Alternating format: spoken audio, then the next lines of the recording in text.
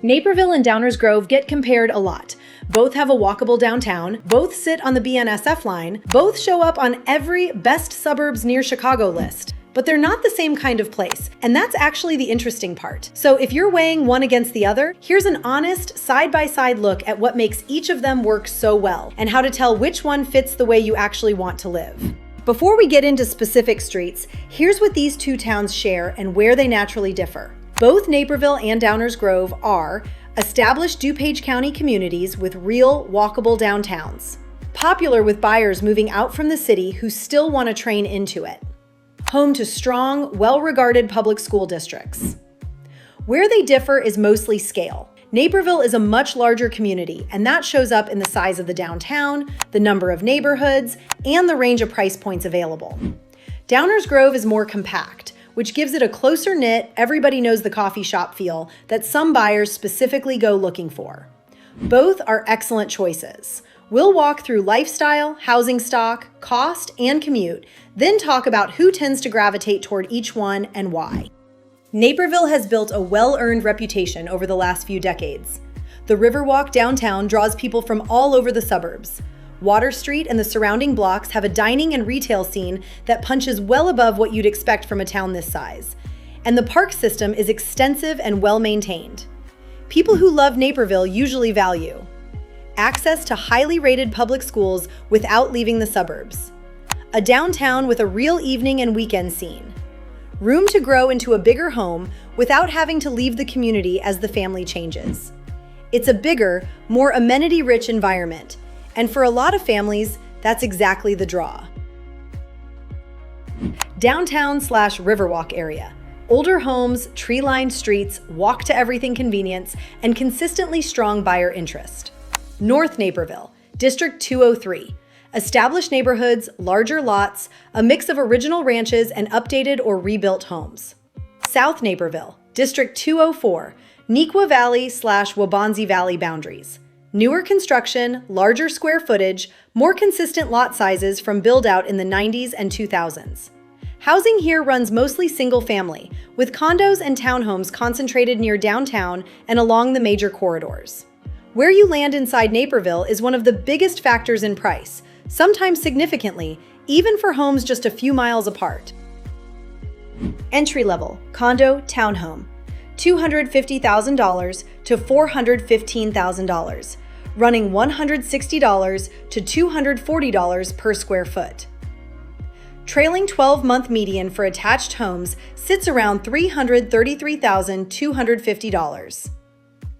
Mid-range single family.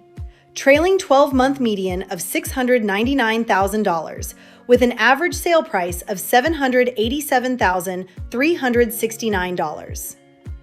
That gap between median and average reflects Naperville's luxury tier pulling the average up, not a typical buyer's price point. Square footage cost generally runs $220 to $320. Premium and new construction.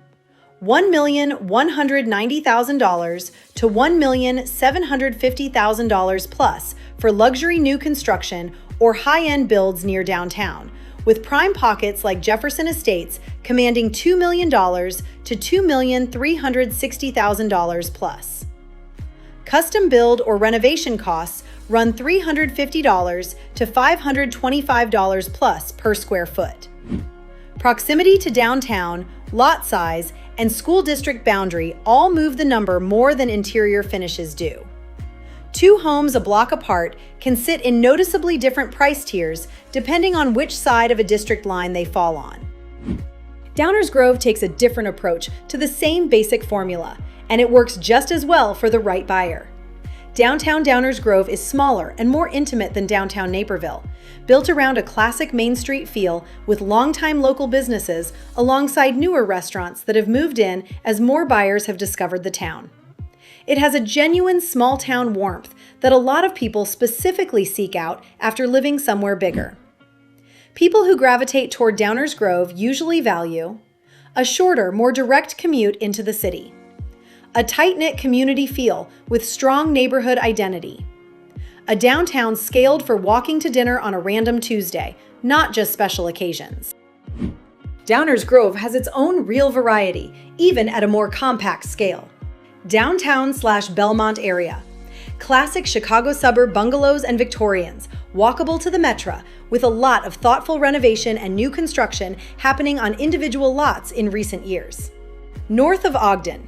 Larger lots, quieter streets, a bit more distance from downtown amenities. South Downers Grove.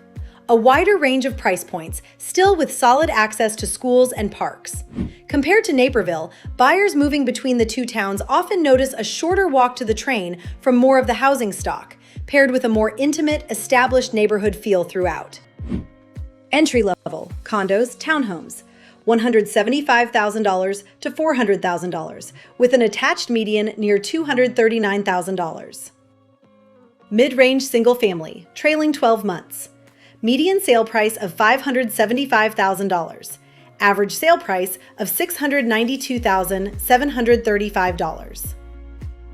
Premium, downtown/Belmont new construction.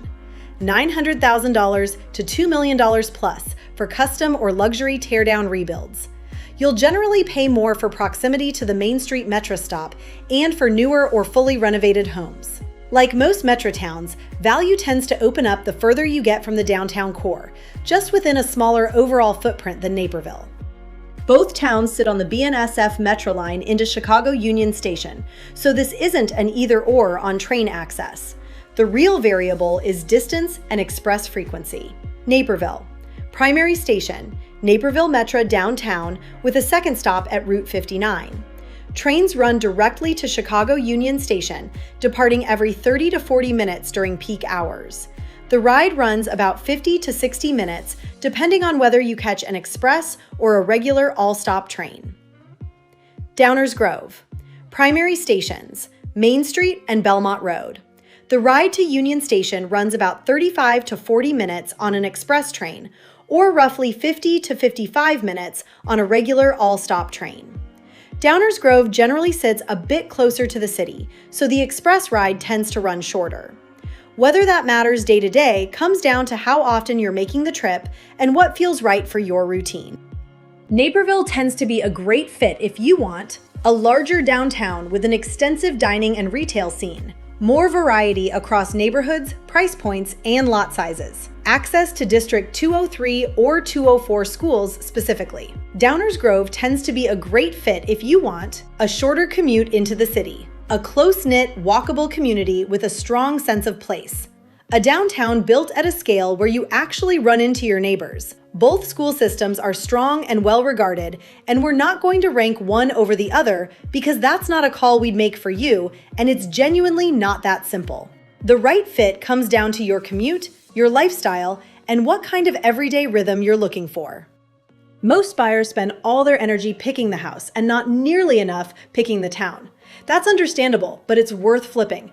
The house is the part you can change later. The town is what you're actually living in every day. The commute, the school pickup line, the walk to dinner. Naperville and Downers Grove are both terrific towns. They just serve that everyday rhythm a little differently. And once you know which rhythm you want, the choice tends to get a lot easier.